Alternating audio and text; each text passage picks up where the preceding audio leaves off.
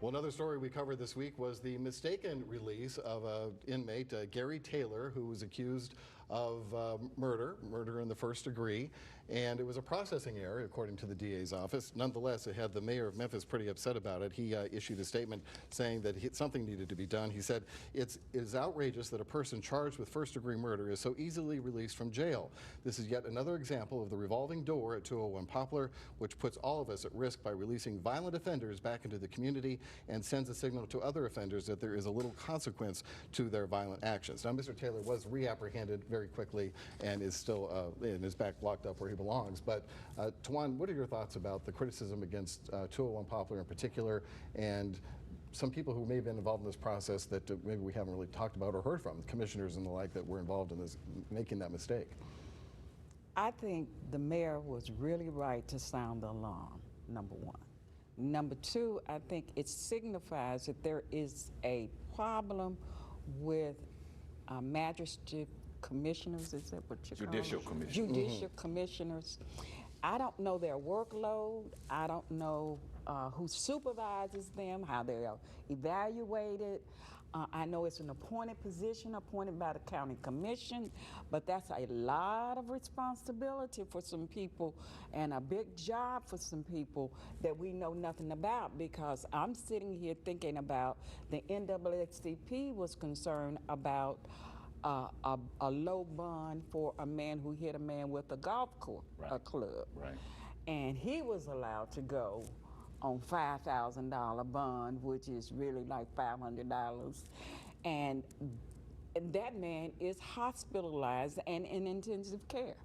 So I don't know what kind of training they have. I think we have a lot of questions. And I'm glad the mayor sounded the alarm, but I don't want us to always point the fingers at the DA's office or this office. Let's look at the system. What's wrong with the system here that needs fixing? Well, who hires these judicial commissioners?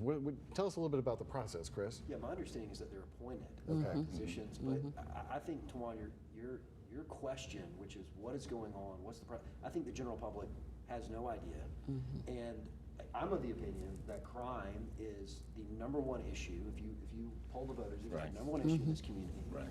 Things like this cannot happen. Everybody makes mistakes. People make mistakes at their job. I make mistakes at my job. But with something that is this delicate, this sensitive, this important, we need answers. We need sounds like a total review of the system. And people are already on edge because they know that General Mulroy has some ideas about reform. They're associating this incident with those reforms.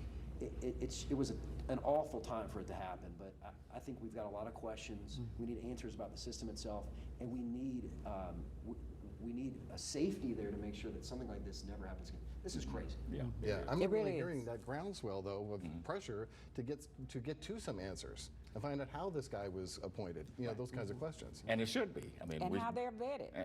Exactly. I mean, we should have the DA's office, even though, it wasn't his fault or that office's fault, but we should have the DA's office, we should have the county commission, we should have the court system itself looking into this to see how it happened, to put in some safeguards to make sure it doesn't happen again.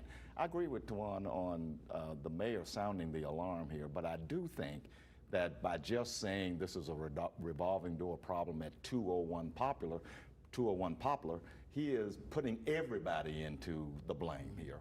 And that probably was not helpful. I'm sure Mulroy wasn't happy about that, and I'm sure Floyd Bonner wasn't happy about that. Floyd Bonner didn't have anything to do with this.